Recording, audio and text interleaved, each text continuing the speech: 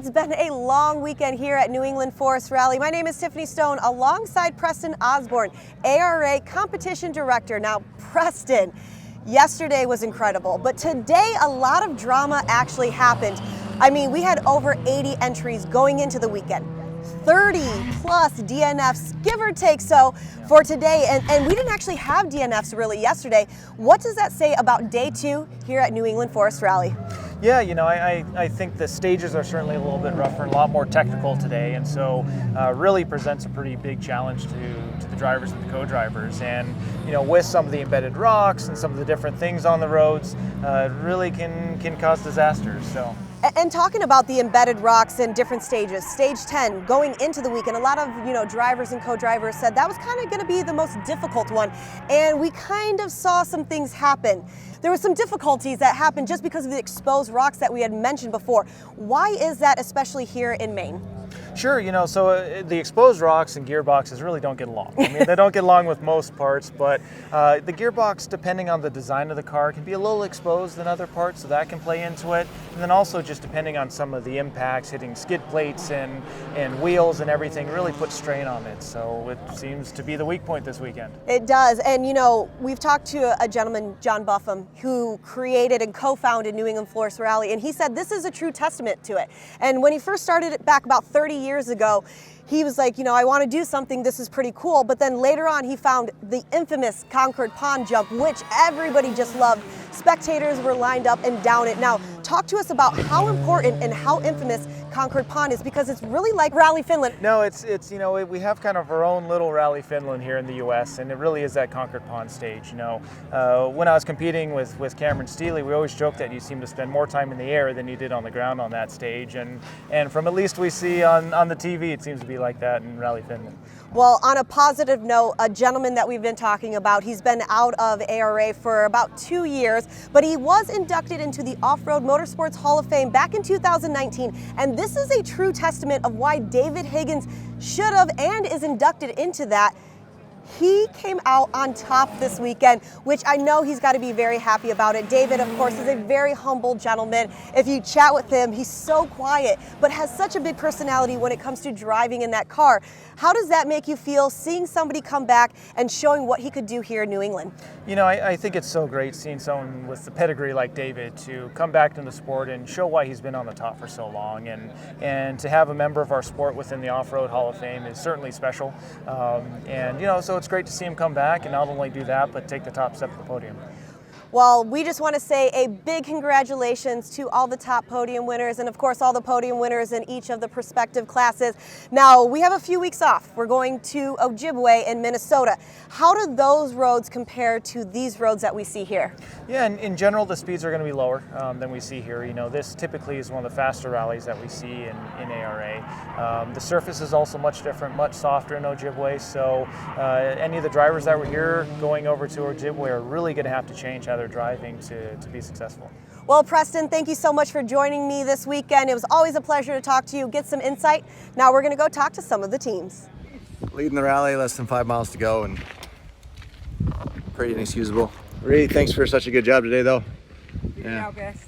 We were on it. Well, you were perfect, but ran out of talent again, guys. But yeah, it was a hell of a drive. Made up a lot of ground. Got through all the hard stages. 4 miles to go.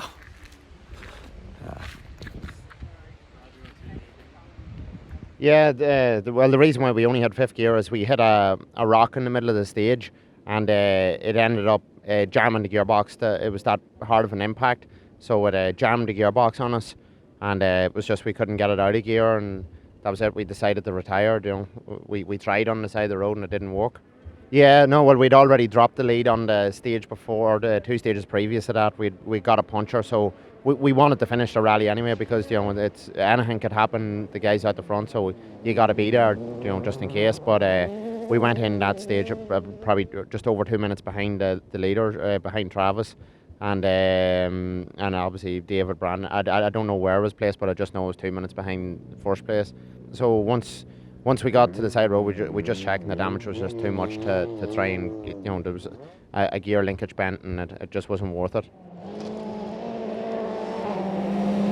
The rally's been brilliant.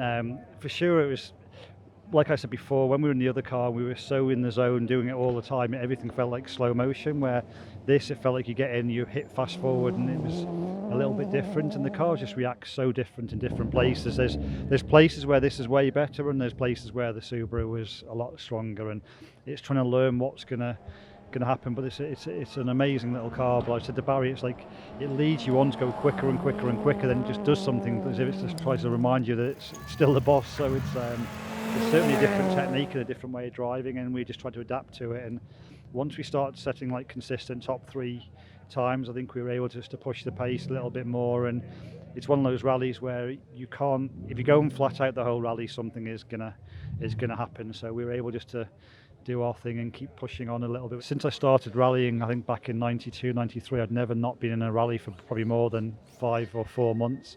And then to go 2 years without it and things as well, is you do doubt yourself a lot more, and you wonder whether you're still going to be able to do it and things. So to come back with a podium would have been brilliant, but to come back with a win is just absolutely amazing.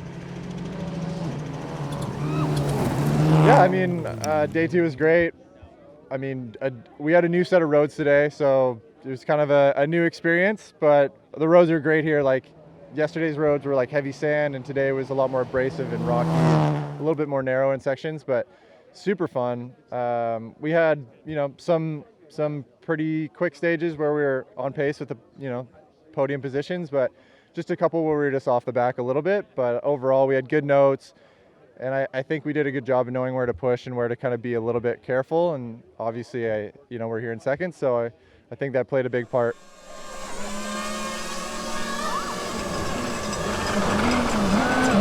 Yeah, look, it's fantastic. It's our first time over here in the States, and it's our first time competing in the rally.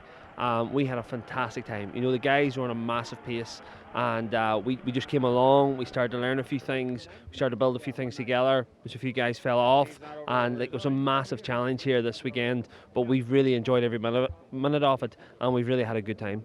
How do you feel about racing and rallying in the States? Oh, it's fabulous. Having watched it from a distance, obviously I've known Domi and Barry for a number of years, and watched it for a distance. It's been great to come and get involved, and it's a very, very high level of the sport. And I think that when you see now in all the cars and the depth of the field that it has, it's going from strength to strength at the moment.